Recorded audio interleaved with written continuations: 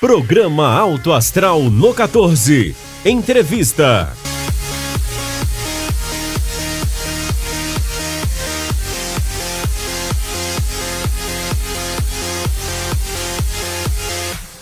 Olá, sejam bem-vindos a mais uma edição do programa Alto Astral no 14. Como sempre, semana após semana, Josevaldo dos Reis Brito, idealizador do programa e do projeto Alto Astral, e eu, Guilherme Verano, estamos aqui para trazer informações úteis, é claro, para a sociedade de Anápolis. Afinal, essa é a missão do canal 14 da NET Anápolis, falar da nossa comunidade, o que está acontecendo no dia a dia. E como sempre, eu passo a bola para o Josevaldo para apresentar nosso convidado de hoje. Ouvintes do 14, mais uma vez, que prazer estarmos aqui. E sempre com aquele objetivo de trazer a boa informação, de trazer a boa notícia. Fechando o mês de abril, nós tivemos aí um dia destinado ao combate e prevenção da pressão arterial, da hipertensão. E aí, já no mês de maio, a gente quis trazer um profissional daqui da nossa cidade para falar um pouquinho sobre hipertensão arterial com você, assinante do 14.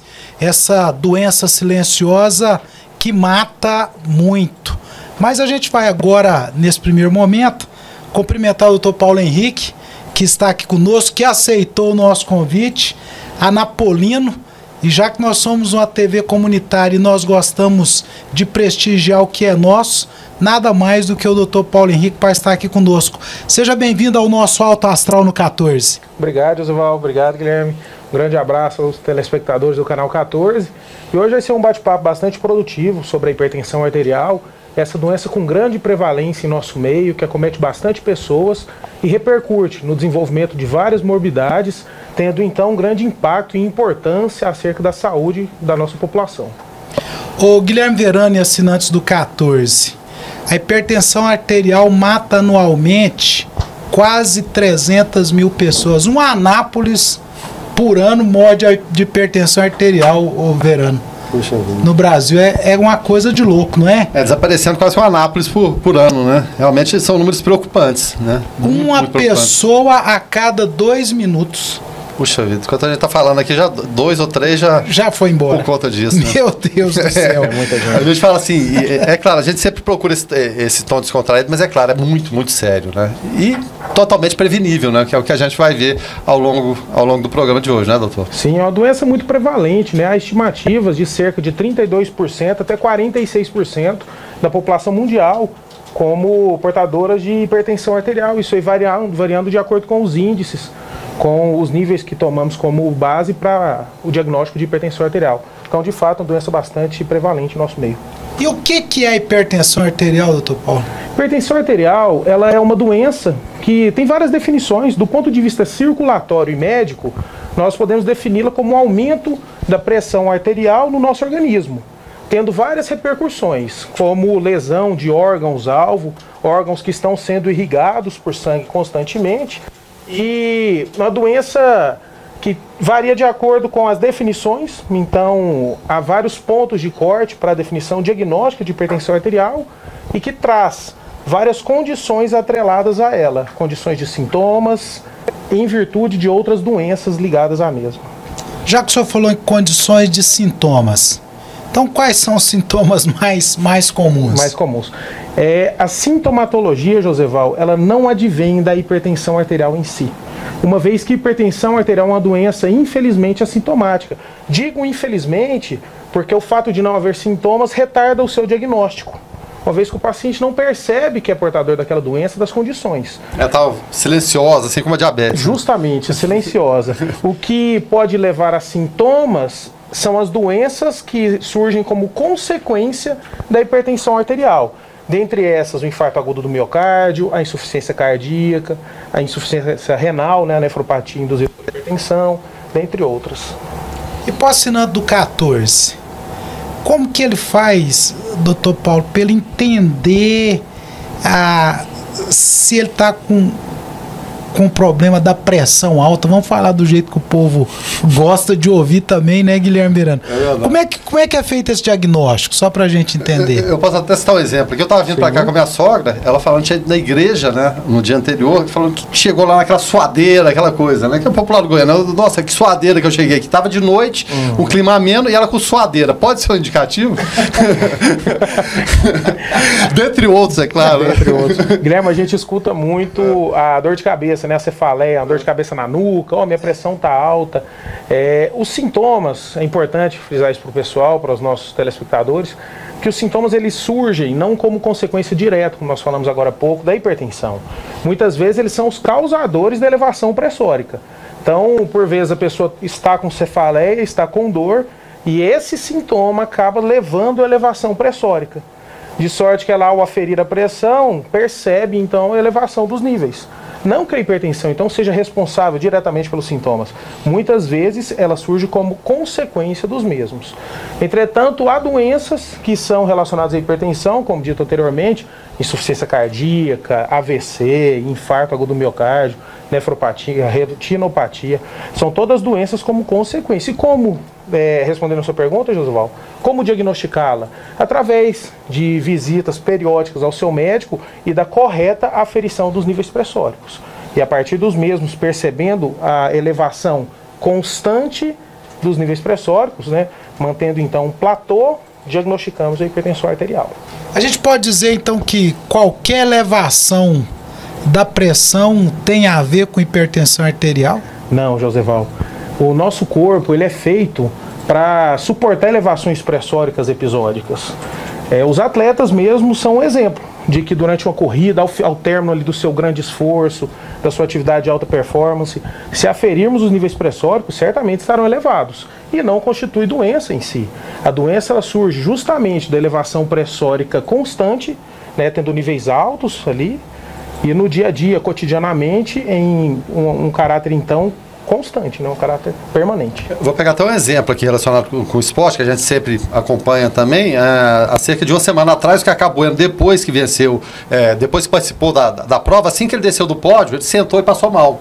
Uma prova disputada sob intenso calor, né, prova da Stock Car, sentou e teve que recobrar ali meio que sentidos depois de descer do pódio. A simples subida e descida no pódio depois da corrida nas condições adversas, não sei se teve um pico, uma queda de pressão.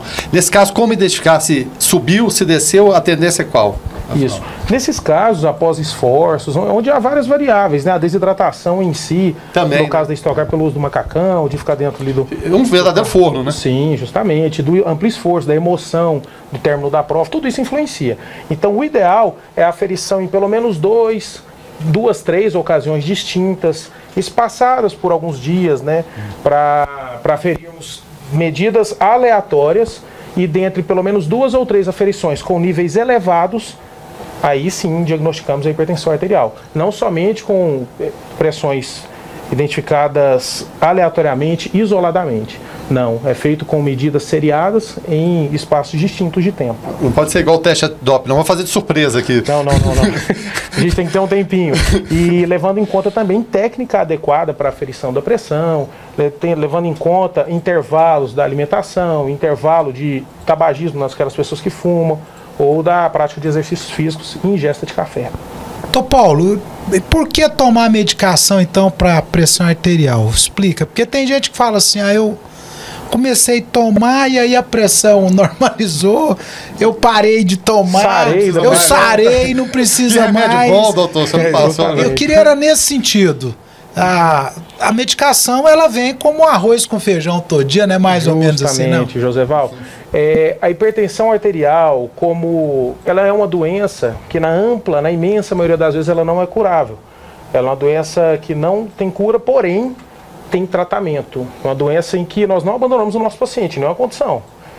Principalmente na hipertensão. É uma doença que não é uma causa perdida. É uma doença que tem tratamento, tem como monitorizar aquilo frequentemente e atingir níveis terapêuticos adequados. Então é importante, como você disse, a adesão ao medicamento. É importante que o medicamento seja tido ao paciente como o seu arroz com feijão. onde ele é administrado adequadamente. A gente tende a orientar a administração sempre nos mesmos horários para ter justamente o hábito da ingesta da droga e fazer aquilo de forma contínua, de forma habitual. Dessa forma, temos então o controle dos níveis pressóricos a pontos adequados que diminuem a incidência de condições mórbidas associadas a essas outras doenças que podem ser desenvolvidas. Então, Paulo, o que são esses medicamentos, esses antihipertensivos aí? O que são e de que forma que eles atuam no organismo? Nós temos uma série de antihipertensivos que tem o seu uso empregado de forma individual, de acordo com a característica de cada paciente. Dentre essas drogas, nós temos várias classes, então, que produzem, em suma, o efeito de vasodilatação. Nós costumamos dar o exemplo ao nosso paciente que o controle pressórico ele é feito como a irrigação de um jardim. Ali nós temos a torneira, que regula o fluxo, e a mangueira, que regula o diâmetro por onde está passando a água.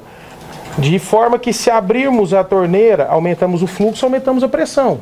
Ou seja, quanto mais água, quanto mais fluido estiver correndo por ali, maior vai ser a pressão. E quando colocamos o dedo lá na ponta da mangueira, aumenta-se também a pressão. Então a redução do diâmetro luminal da mangueira também influencia. No nosso corpo é da mesma forma. Então, se aumentarmos a capacitância da veia, da artéria, perdão, se aumentarmos a distensibilidade ali, vai haver maior acomodação desse sangue e vai diminuir a pressão. Então as drogas agem principalmente nesse mecanismo, nesse sentido de aumentar a acomodação da droga e reduzir o fluxo gerado pelo aumento pela abertura da torneira. Reduzir a quantidade de líquido então circulante. Como tomar essa medicação? Essa medicação é tomada diariamente, Josué, de uso contínuo. Então é uma droga que tem que fazer parte da vida da pessoa. Ela vai tomar o seu medicamento ali como parte do seu dia a dia. Dessa forma a gente consegue manter então níveis pressóricos constantes. Verano, eu queria ouvir essa resposta, até insistir, porque no nosso meio é o que eu falei. Tem gente que fala assim, não, eu tomei, minha pressão baixou, agora tá 12/8 e eu não vou tomar até mais. Com comprimidinho no bolso, né? Achou, teve sintoma ali que aconteceu alguma normalidade, toma e depois tá beleza, né? Tranquilo, como um analgésico qualquer, né? E outra coisa, Verano, tem uns também que gostam de tomar uma cervejinha e fala assim, não, amanhã, hoje pula, né? Hoje eu vou pular porque eu vou tomar minha cervejinha. Então, ficou claro o assinante do 14. Tem que ser tomado todos os dias, não é? Justamente. Me permite um parênteses aqui, eu não vou citar o nome da fonte, claro, mas tem um médico aqui, amigo nosso, que fala, não, pode tomar com a cerveja, não tem problema não, é melhor você tomar com a cerveja do que não tomar. Verano, a orientação é que a droga não seja descontinuada. O medicamento talvez seja tomado nesse de forma sentido que ele quis contínua. colocar, Justamente, né? Justamente. A gente entende a colocação dele no sentido de que na vida o segredo é moderação. Claro. Então a pessoa que faz a ingesta da sua cerveja, como citado, ela faz de forma moderada, tá tudo certo, né? Ela não pode descontinuar o uso medicamentoso em virtude desse hábito ocasional, porque aí sim, o uso irregular da medicação está relacionado a descontrole dos níveis pressóricos. Então acho que você ficou. Quer que eu revele o nome do doutor? Não fala não. Eu acho que não tem porquê não. Agora, já que a gente falou do doutor e de tomar até com a cervejinha para mostrar aí que tem que ter a continuidade ao tomar o medicamento, queria que o senhor falasse assim, quais os cuidados que o indivíduo tem também ao tomar, né? Tem alguns cuidados, porque às vezes passou da hora, toma a si mesmo. Quais são os outros cuidados? Né, quais são os cuidados que tem que ter ao tomar aí os hipertensivos? Os antihipertensivos. Os antihipertensivos. Isso, Josival, são medicamentos que habitualmente têm uma meia-vida, têm uma duração prolongada no organismo. Então nós encorajamos que seja feito o uso diário dessa medicação. Então, por alguma ocasião, se o paciente não pode tomar naquele horário, se teve um impedimento, um empecilho que o permitiu a não tomar, não administração dessa droga, a gente encoraja sim o uso assim que possível. O que não pode deixar de fazer o uso contínuo e esporádico dessa medicação. E além do tratamento medicamentoso, nós orientamos a também medidas não medicamentosas, que acaba fazendo diferença na vida dessa pessoa. E como a pessoa sabe se realmente o medicamento está fazendo efeito? Porque tem aquele que fala assim também, eu parei de tomar Porque eu vi que não estava fazendo efeito. Tem gente de tudo quanto é jeito. Que dobra, vou tomar 2. E tem uns que acham que tá muito também. Vamos dividir, se tá muito caro, vamos tomar pouquinho. Então, como é que sabe se tá fazendo, se não tá? O tratamento não é experimental, né? Não vale a pena. Mas tem gente que faz. Justamente, eu acredito. Ele, apesar de não ser experimental, ele é artesanal. Então, vale a pena o ajuste dos medicamentos com o seu médico assistente. Então, há pacientes em que isso acontece mesmo. Iniciamos algumas medicações e depois de retorno periódico, a gente acaba fazendo ajustes até chegarmos em um ponto pressórico que desejamos. Individualizado também, levando em consideração várias variáveis do nosso paciente. Então, esse ajuste ele é feito periodicamente, ele é feito levando em conta outras várias condições, e como doenças pré-existentes, e nós vamos acrescentando medicamentos. Então vale a adesão ao medicamento, o acompanhamento regular do paciente. Isso pode acontecer, porque a gente sempre pensa, toda vez que eu vou no doutor, não vou não, porque vai aumentar a dose. Pode acontecer de estabilizar ou até diminuir a dose? Pode acontecer. Há pacientes em que reduzimos os antihipertensivos, uma vez que nós não temos obsessão com níveis pressóricos. É um espectro que nós toleramos. E então os níveis pressóricos, estando dentro desse espectro, eu posso até mesmo retirar medicamentos. Justamente. Então, Paulo, e o que pode acontecer com quem não trata da hipertensão arterial?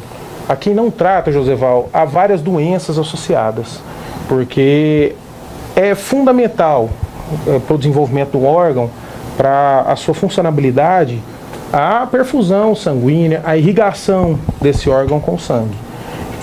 Entretanto, o aumento da pressão ela pode levar à destruição de células, pode levar à lesão endotelial do vaso sanguíneo. Então, tem um nível pressórico ali adequado. E quais as condições mais associadas? Doenças cerebrovasculares, como acidente vascular cerebral, popular derrame, infarto agudo do miocárdio, insuficiência cardíaca, retinopatia hipertensiva, nefropatia hipertensiva. Então há várias doenças em diversos órgãos causadas pela elevação pressórica, pelos níveis pressóricos anormais e inadequados. O senhor falou no iniciozinho do nosso bate-papo aqui que não tem cura, tem tratamento. Sim, na ampla maioria dos casos. Então a cura é tratar. É tratar para que não tenha nenhum tipo de problema. Justamente a adesão ao tratamento, é abraçar a causa e entender que apesar de não ter cura, tem tratamento, tem um controle daquilo que vai fazê-lo viver normalmente como quem não tem a doença. E com que frequência a gente tem que estar fazendo aí essa avaliação? Essa aferição da pressão, da pressão arterial, esse controle? Porque tem gente que diz assim, eu comprei o aparelho e estou fazendo lá em casa todos os dias, ou de manhã e à tarde. Sim. Já tem uns que falam, não, eu não comprei o aparelho não, mas eu tô indo na farmácia uma vez por semana. Como é que é isso, doutor Paulo? Joseval, nós não temos que tomar a hipertensão arterial como uma obsessão. Porque senão a gente trata uma condição de anotar o tempo todo, né? Justamente. Tem que ser feito o controle regular. Então o que orientamos ao paciente, isso é feito de forma individual, é que haja aquele acompanhamento. Então ele procura o consultório, é aferir a sua pressão, a partir dali nós programamos outras aferições, uma vez que o diagnóstico ele é dado em múltiplas avaliações. Então esse paciente teve o seu diagnóstico, então nós passamos a acompanhá-lo. Esse acompanhamento, inicialmente, nós podemos fazê-lo até bissemanal ou mensal, até aquele ajuste, até chegar naquele ponto de controle que nós comentamos anteriormente. E atingimos esse controle pressórico, o que fazemos são avaliações desse paciente, trimensalmente, ou semestralmente, ou anualmente. E orientamos o doente, o nosso paciente, falou, olha, a sua pressão está controlada, a vida vai seguir normalmente, nós temos algumas orientações a ser tomadas a partir de hábitos de vida, a partir de medidas não medicamentosas, entretanto a vida vai continuar normal, não precisa ter obsessão para aquilo. Então pode checar a sua pressão semanalmente, ocasionalmente? Pode, claro, faz parte disso, da sua vida. Inclusive, detectando-se a alteração desses níveis pressóricos, a pressão ficou muito alta constantemente, ficou baixa, retorna no médico, avalie. Entretanto, não precisa daquela obsessão de verificação de manhã, à tarde, à noite, porque senão torna-se patológico até mesmo pela ansiedade de aferir sua pressão. chegou uma pergunta do amigo meu aqui, que é a seguinte, brincadeiras à parte, né? Porque a gente está falando dos benefícios da medicação, controlar, levar a vida normal. Só que muitos homens relacionam o quê? Com impotência. O remédio pode causar impotência? Olha, é o seguinte, todo medicamento, ele tem eventos adversos, tem efeitos colaterais. Há medicamentos que são descritos como associados à disfunção erétil. Dentre esses, alguns para tratamento da hipertensão arterial. Entretanto, a visão ela é muito individualizada. Então, de sorte que na ampla maioria dos pacientes nós não temos disfunção erétil associada ao tratamento da hipertensão arterial. O que nós temos é uma condição que às vezes pode confundir também o nosso paciente, é de que há uma classe de medicamentos que podemos usar, inclusive para tratamento da hipertensão, embora seja mais empregada para o tratamento de angina, que tem interação e não pode ser utilizada com drogas que tratam disfunção erétil. Então, a definição de que o tratamento para hipertensão pode levar a essa disfunção erétil, ele não é verdadeiro, mas ele é individual, ele pode ocorrer e, caso ocorra, é plenamente possível a troca de classe de medicação de forma que o paciente preserve a sua função erétil e tenha o controle antihipertensivo, controle dos seus níveis pressóricos adequado. Agora, uma outra questão. Basicamente é um remédio vasodilatador. Sim, sim. Então, não seria assim, uma incongruência no pensamento, porque se você tem uma circulação melhor, teoricamente falando, você teria uma ereção melhor, pela melhor circulação. Justamente. Eu queria que o senhor falasse um pouquinho dessa dicotomia. Justamente. Nós costumamos dizer que os sistemas biológicos são complexos e imprevisíveis, então, ou pouco previsíveis. Então, surge nesse sentido, de que a maioria das drogas relacionadas à disfunção, mas que, como dito anteriormente, são medicamentos que não necessariamente causam, são das classes dos beta-bloqueadores, que acabam levando à diminuição da frequência cardíaca. Então, diminuindo a frequência cardíaca e através de mecanismos muito complexos e, por vezes, pouco previsíveis, levam, então, à disfunção erétil. Entretanto, não são em todas as pessoas, a ampla maioria não tem relato de disfunção erétil associada. O que tem é essa associação entre uma classe de vasodilatadores e a sua interação com medicamentos para a disfunção erétil, que é incompatível, levando à hipotensão grave. Pergunta respondida, você que perguntou aqui para a gente. Doutor Paulo, agora eu queria que o senhor desse um recado para o assinante do 14, todos esses que nos acompanham e pelas redes sociais também, né, Guilherme Verano? Também, claro. Existe aquela situação assim, eu tô com a minha pressão alterada e eu fui ali no meu vizinho e pedi emprestado o remédio que ele toma. Eu já vi muito frequente para baixar a minha pressão. Ou então, não, minha comadre falou que o chá de não sei o que também é muito bom para baixar a pressão. Eu não vou no médico, não. Eu vou tomar o chá, eu vou tomar o remédio emprestado do meu vizinho. Queria que o senhor falasse um pouquinho para essas pessoas que pensam assim, que já fizeram isso e que acham que está tudo certo. Justamente, essas são situações bastante frequentes no nosso meio. Na primeira situação, Josival, Guilherme, na primeira situação, o paciente ele não deve fazer uso de uma medicação prescrita para um terceiro. Uma vez que nós temos várias medicações, nós podemos empregar o nosso paciente hipertenso e isso é individualizado. Então, há pacientes que vão se beneficiar mais de uma classe de medicação do que de outra. Então, aquilo é um tratamento feito de forma individualizada e contínuo. Não basta esse uso emprestado da medicação. Então, vale a pena uma avaliação mais criteriosa para que seja feito o uso da medicação mais adequada para aquele paciente e que ele a utilize de forma contínua.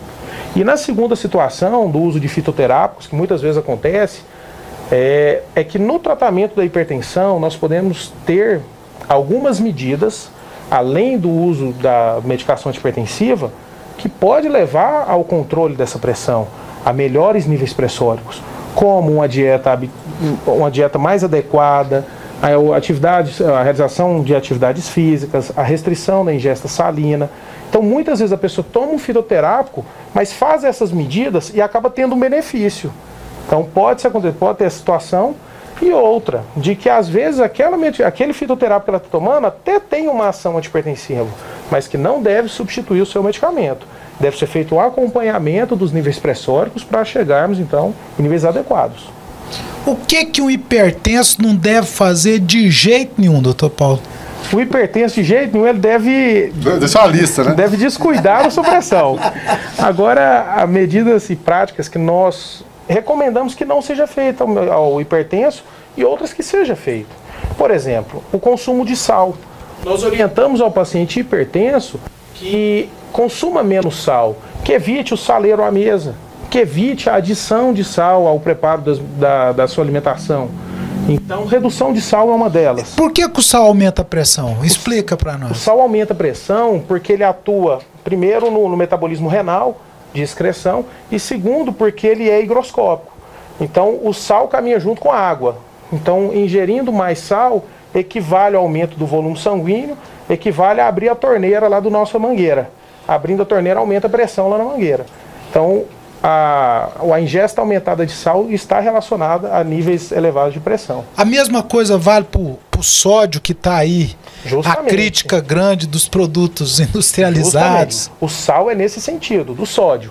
Então, não vale nada se restringirmos a ingesta de sal de cozinha e aumentarmos a ingesta de sódio em outros produtos industrializados ou condimentados. Então, em medidas não farmacológicas, nós orientamos a restrição de ingesta salina, a prática de exercícios físicos, pelo menos 30 minutos por semana, 30 minutos por ocasião, 3 vezes por semana, a dieta apropriada e a redução do consumo de bebidas alcoólicas, assim como as medidas de cessar o tabagismo. Cigarro de jeito nenhum? Cigarro de jeito nenhum. O cigarro está relacionado não somente à hipertensão arterial, mas a diversas condições patológicas. Então, cessar o tabagismo é certamente um dos mecanismos que nós temos para ajuda no controle da hipertensão. Em relação ao estresse, por exemplo, minha pressão sempre foi normal. Teve a ocasião que eu fui fazer, eu tinha estressado no trânsito e fui fazer, coincidentemente, uma prova, o exame físico, né, para renovação da carteira de motorista. E eu aparentemente estava calmo, mas a minha pressão lá deu alterada. O doutor vai procurar urgentemente alguém para cuidar dessa pressão. O estresse pode provocar por aquele momento curto esse pico de pressão? Com certeza. O estresse, através da ação do sistema nervoso simpático, acaba por meio de diversas reações químicas elevando os níveis pressóricos por liberação de substâncias, né, de catecolaminas que fazem com que haja ataque cardíaco, com que haja essa diminuição do diâmetro luminal dos vasos, que vai acabar acarretando o aumento da hipertensão dos níveis pressóricos, levando elevações pressóricas ali naquele momento, mas que não necessariamente configura hipertensão arterial, uma vez que está associada a condições esporádicas. A hipertensão arterial ela é uma doença que surge no cunho constante, né, no cunho habitual da elevação pressórica. Nesse caso, então, o médico, o doutor, uma vez que eu aleguei que minha pressão era normal o tempo todo, ele poderia ter esperado um pouquinho para fazer essa aferição de novo ou não iria fazer a diferença? Com certeza. O diagnóstico de hipertensão arterial, e é interessante citar isso para o nosso telespectador, ele é dado através de, no mínimo, 2 ou 3 aferições em ocasiões distintas. Não vale somente uma aferição isolada. Mas eu falo assim, naquele momento, ele poderia esperar de repente uns 10 minutos, a gente sabe que o tempo é curto sempre nas consultas, mas se esperasse uns 10 minutos, ela poderia estar diferente? Certamente. Ou, em alguns casos, isso aí a gente vê muito em pronto-socorro. O paciente chega muitas vezes ansioso, com elevação dos níveis pressóricos, ou com dor associada à elevação dos níveis pressóricos. Tratando a condição de ansiedade, tratando-se a dor, os níveis pressóricos tendem a normalizar.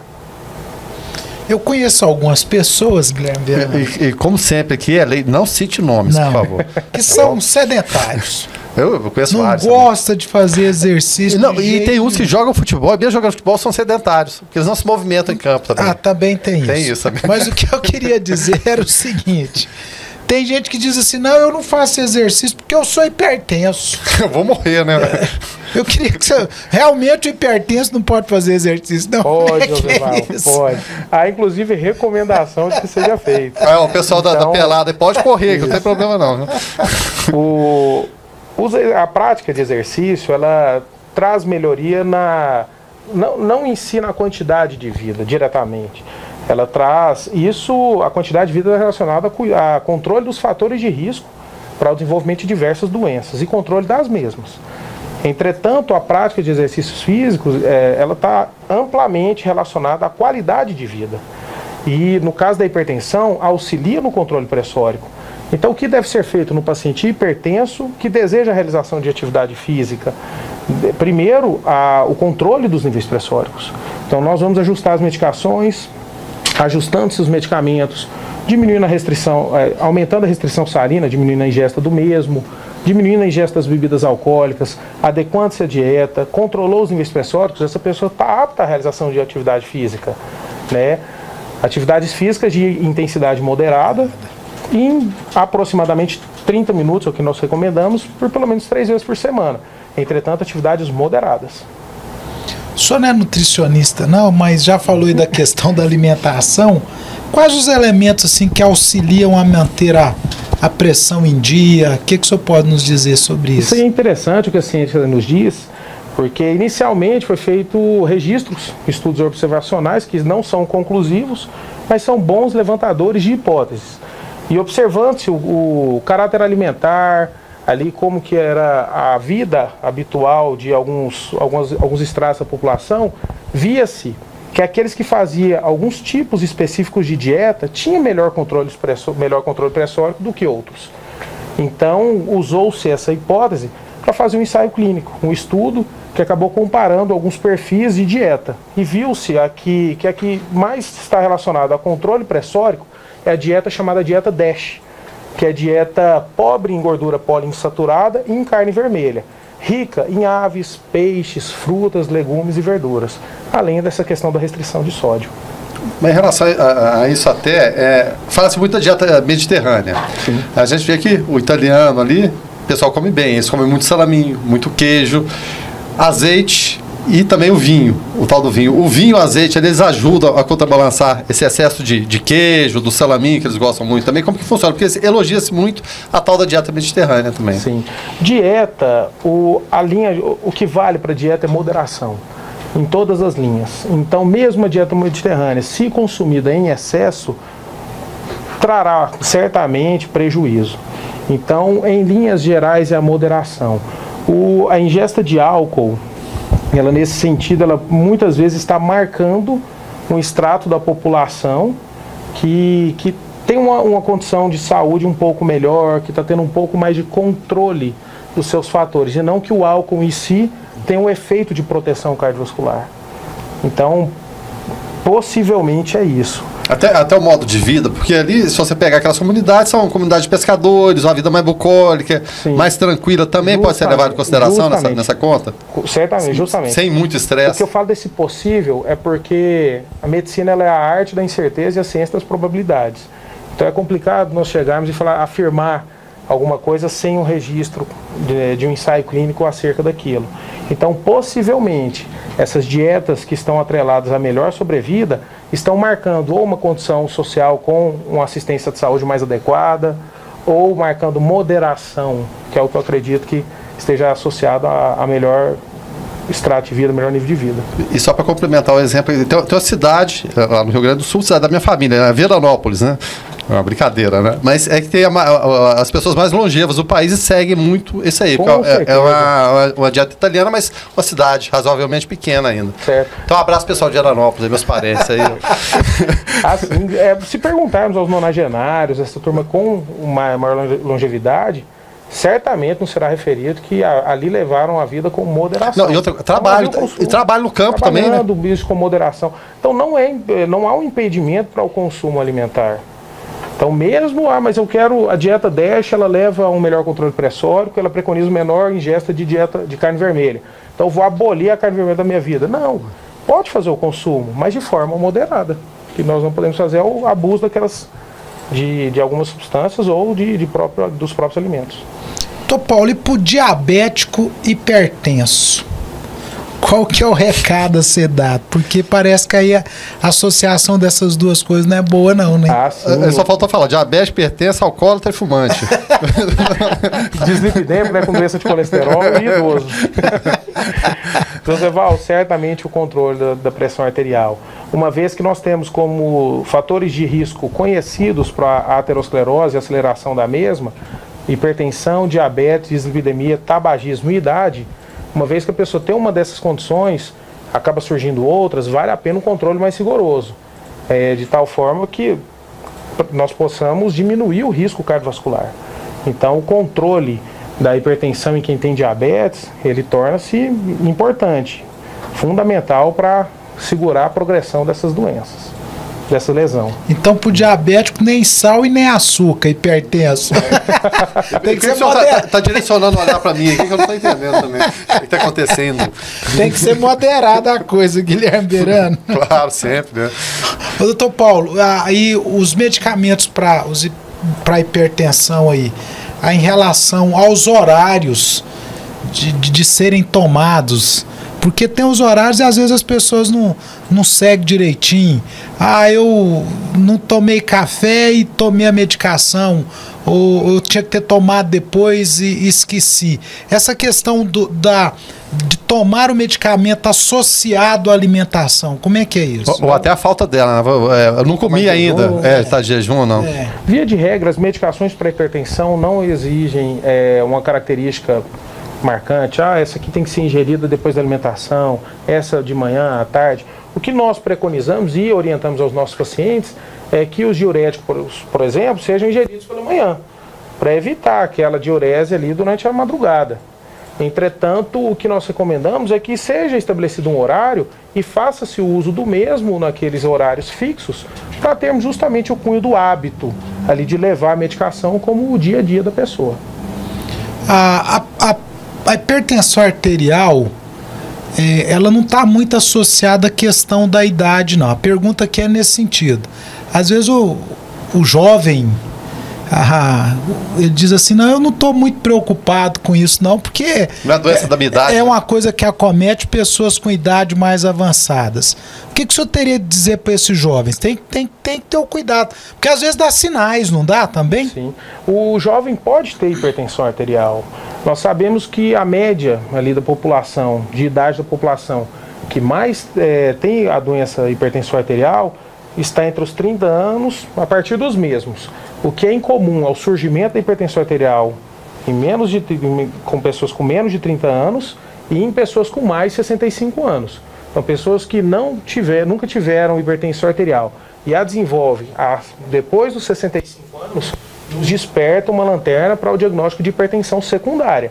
Hipertensão secundária a outras doenças, e não aquela hipertensão primária, hipertensão essencial, aquela doença de cunho genético. Assim como os pacientes jovens. Então, há pacientes jovens com hipertensão arterial. Vale a pena também a avaliação desse paciente. Mesmo relacionado à alimentação que a gente estava falando, né, José? É tanta porcaria, o acesso a tanta coisa fácil hoje em dia, né? Torna-se, não só em relação à hipertensão, diabetes juvenis também, né? Sim, sim. E nós temos casos de pacientes hipertensos jovens com doenças que exigem um tratamento importante.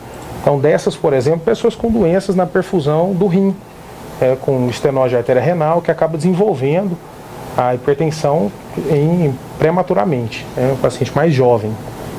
Hereditariedade. Meu pai é hipertenso, minha mãe é hipertensa, logicamente eu vou ser hipertenso? Não necessariamente. Entretanto, a hipertensão arterial primária é uma doença de cunho genético. Então, há caráter de herança. Entretanto, mas não necessariamente. E a gente estava falando aqui da questão de ser silenciosa. Se é silenciosa, muitas vezes ou por vezes é assintomática. Sim. E aí, tá ali, tá andando, tá tranquilo, não tá com sintoma nenhum, cai duro e morre.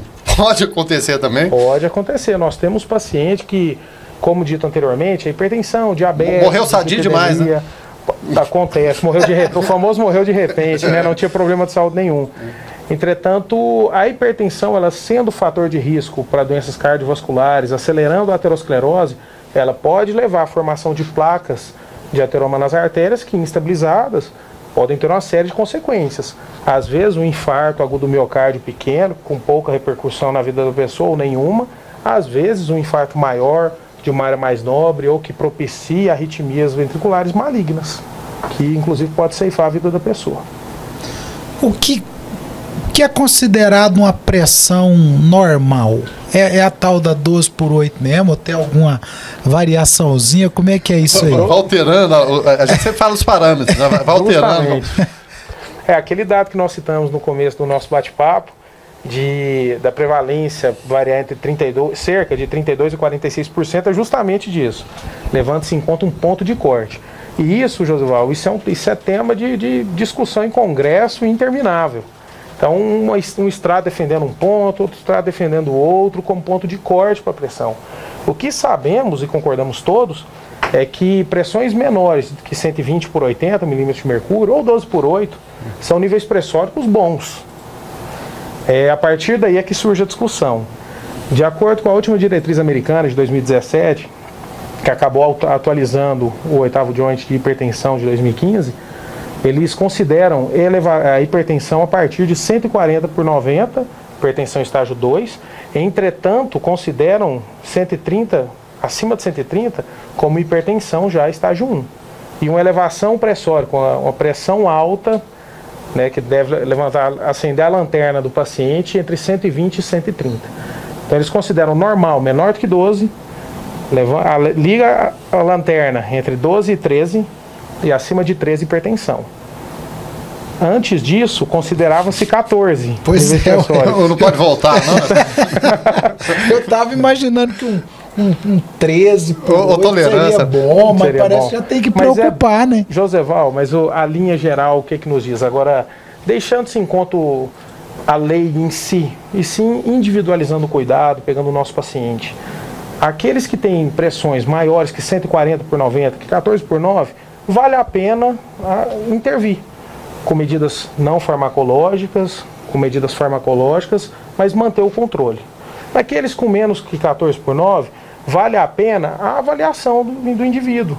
Vale a pena avaliar o risco cardiovascular do mesmo, vale a pena avaliar se esse já teve algum evento cardiovascular para que possamos fazer a prevenção secundária. É nesse sentido que surge essa definição. Mas dentro de um espectro geral, mantê-la sempre abaixo de 140 por 90, em linhas gerais.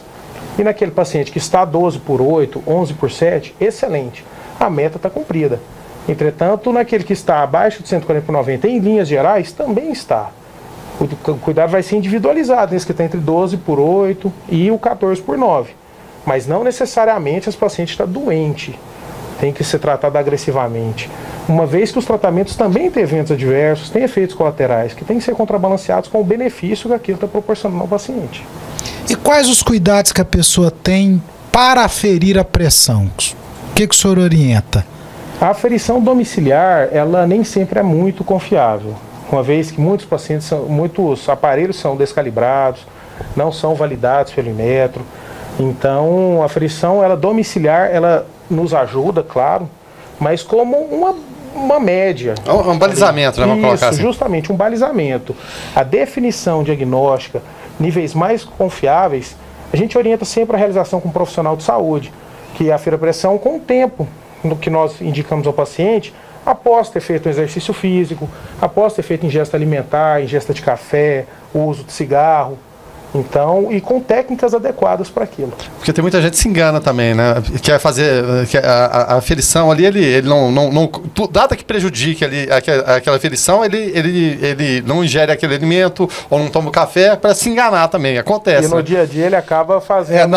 Tá beleza agora, tá tranquilo, né? Depois manda brasa, né? Justamente. Agora eu fiz essa pergunta também, Guilherme Verano, doutor Paulo, porque a gente vê algumas coisas assim que a gente tem que orientar a quem está no bate-papo aqui conosco, nos vendo, nos ouvindo, é a questão dos aparelhos. Eu vejo assim, a gente tem nas unidades hospitalares, e os médicos também, todo um cuidado. Você compra um aparelho, de tempos em tempos você tem que calibrar esse aparelho, de tempos em tempos você tem que trocar esse aparelho. Às vezes só troca a pilha e fica a vida toda. Tem gente que compra um aparelho, deixa em casa, não calibra de forma nenhuma e vai deixando e tá achando que tá tudo normal. E às vezes o problema tá nesse aparelho também, não é? Com certeza.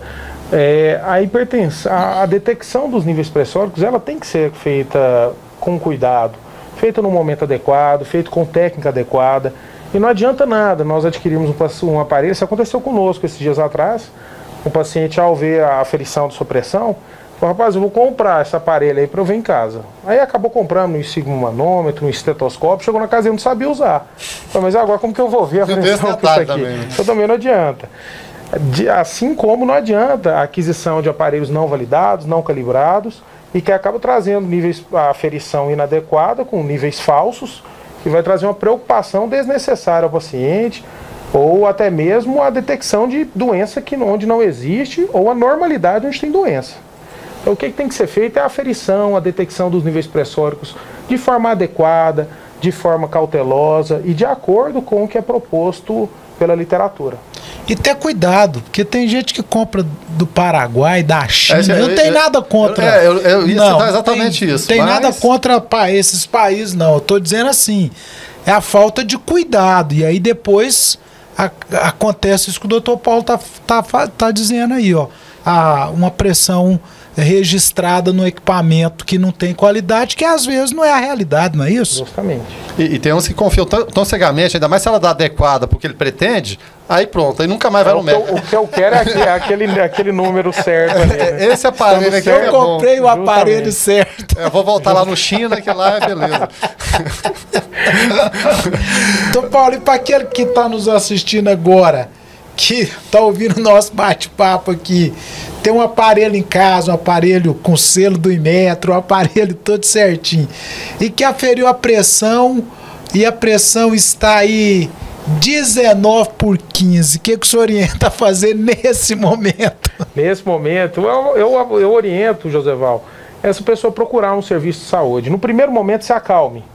A hipertensão, ela é uma doença que tem controle, é uma doença que tem tratamento e que é possível de manter os níveis pressóricos sob controle de forma a prevenir as morbidades. Então, se acalme no primeiro momento.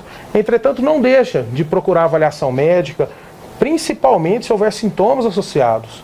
Porque muitas vezes essa elevação pressórica está nos dizendo que algo possa estar acontecendo. Às vezes tem uma dor no peito associada, tem um sintoma neurológico, uma perda de força, algum déficit. Então esse paciente tem que ser avaliado. E a partir da avaliação é feita a instituição do tratamento, instituído mesmo, a gente espera controle dos níveis pressóricos e volta à curva da normalidade. Existe uns que gostam de contar vantagem também. Não, minha pressão está 20 e tanto, eu estou acostumado com isso aí, é tranquilo. Conta vantagem para pressão alta. Não, a sua tá quanto? Tá 16? Não, a minha é 20, 22, é tranquilo. Justamente porque a hipertensão é uma doença sintomática, mesmo em níveis alarmantes, como esse citado, ela habitualmente não vai trazer sintoma algum. Entretanto, as condições associadas a ela estão progredindo, a lesão dos órgãos-alvo, aceleração da aterosclerose. Mas o senhor citou agora há pouco na resposta, e vamos usar o mesmo exemplo. E essa pessoa que foi na farmácia da esquina ou foi no vizinho, aferiu a pressão porque estava sentindo uma dorzinha no peito, vou ali ver como é que está a minha pressão. A pressão está alta e está com a dor no peito. O que o senhor diria para essa pessoa? Eu oriento essa pessoa a ligar para o SAMU, a ir para o hospital para fazer uma avaliação mais criteriosa. No caso de dor no peito, fazer um eletro de 2 derivações, avaliar como que está a atividade cardíaca, se essa dor de fato não é de alguma doença mais preocupante. Então vale a avaliação médica criteriosa, certamente. Posso falar de outra curiosidade aqui? Eu sempre falo que eu tento fazer as consultas por aqui mesmo, né? Meu batimento cardíaco é muito baixo. Certo. Tem relação com a pressão alta ou baixa ou normal, o batimento cardíaco baixo? No meu caso, 45, 50 no máximo? Não tem, Guilherme. Essa questão da frequência cardíaca, ela é muito individualizada. Nós temos vários atletas de alta performance com frequência cardíaca baixa basal. Então, não tem relação com a doença hipertensão. Nós sabemos que a pressão arterial ela é fruto da frequência cardíaca também. Ela é fruto do produto, do débito cardíaco e da frequência cardíaca, levando-se em conta também essa resistência vascular periférica. Entretanto, há bradicardias que não constituem risco, não constituem associação com a hipertensão. Viu, José João? A pessoa que toma medicação certinha, direitinha, sem problema, e que faz aferição também em casa. Eu aferi durante 3, 4 dias, uma semana, e a minha pressão não está baixando, está alterada, eu vou tomar um comprimido a mais do que eu venho tomando. O ideal não é fazer isso também, não, né? O ideal é o acompanhamento seriado. é detectar qual que é o ponto ali da hipertensão que falta ser tratado, se está elevado constantemente, se é só uma elevação episódica, se está baixando demais, e o ajuste artesanal da pressão desse paciente, individualizando as drogas e individualizando também o cuidado daquele paciente, a instituição de medidas medicamentosas e não medicamentosas. Isso aí, Guilherme Verano. Pois é. Eu na esperança aqui que o batimento cardíaco baixo e interferir na pressão, minha pressão ia ficar regulada. Fica mais regulada. Habitualmente não, Guilherme. Então, já era, né, José? Verano, amigos do 14, a proposta nossa era de fazer com que, se está morrendo 300 mil no Brasil por ano, a 2 a cada minuto, depois desse programa a gente quer que diminua um pouco isso, né, Guilherme Verano? Sem dúvida nenhuma. Você que às vezes aí tá em casa, querendo se enganar um pouquinho, não, isso vai passar, eu vou tomar o chazinho, procure o médico, não é isso, doutor Paulo? Sim, justamente. Então, como no caso do Guilherme, onde nós sabemos que a bradicardia não é um fator protetor, apesar de ser o que a gente busca com o uso de algumas medicações para controle da hipertensão, não nos apeguemos a estigmas, a crenças relacionadas à hipertensão. Que nos apeguemos a que a hipertensão é uma doença prevalente, que infelizmente está associada a condições mórbidas que trazem gravidade, e levar a sério essa doença, tanto no seu diagnóstico quanto no cuidado, a adesão à medicação, que seja feito aquilo como parte do dia a dia da pessoa, e a tranquilidade de saber que o controle adequado da hipertensão leva o seu pessoal ao desenvolvimento, a ter uma vida normal. É isso aí. Então acho que o recado foi dado e muito bem dado para você, assinante do 14, você que nos acompanha todas as semanas. Com certeza a gente contribuiu mais um pouquinho aí para que você tenha uma saúde equilibrada, para que você esteja sempre em alto astral, que é a nossa proposta, não é, Guilherme Verano? É verdade. E o doutor Paulo, nesse bate-papo descontraído conosco aqui, eu acho que soube dar o recado direitinho para você que tinha dúvidas em relação à hipertensão arterial. Então, da nossa parte aqui, nós queremos agradecer mesmo, acho que foi um bate-papo do nosso jeito, claro, descontraído, brincando, mas levando isso aí pro ouvinte. E muito obrigado. Imagina, eu que agradeço a oportunidade e recomendo à população em geral, a nosso amigo do Canal 14, a acompanhar a sua pressão, para a gente sair dessa estatística que tanto nos assusta. Um abraço. Acompanhar a pressão e a programação. Justamente. É claro, você vê não só esse programa, mas como todos os outros, você pode acompanhar o nosso canal no YouTube, né, programa Alto Astral no 14. São já mais de 30 edições, diversos assuntos, os mais variados, né, mas a missão fundamental do Canal 14 é essa, do canal comunitário, né, trazer a boa informação, como o José Val sempre apregoa. E essa boa informação não poderia ser trazida sem os nossos parceiros, nossos apoiadores culturais, aos quais a gente agradece agora mais uma vez. Muito obrigado. Canal 14 NET. Apoio Cultural. Clínica Radiológica de Anápolis, a CIA, Arroz e Feijão Imperial, Geolab Genéricos, Instituto Oncohematológico de Anápolis, Hospital Evangélico Goiano, Plameg, Unievangélica, Supermercado Atende Mais, Compensados Anápolis, Clínica Vacine, Barbantes JK, Laboratório Modelo, BRG Brasil Geradores, Farmácia Naturalis, Cicobi Unicentro Norte Goiano, Lages Vibracom, Resgate Remoções e Eventos e também Mercafrios Mauá.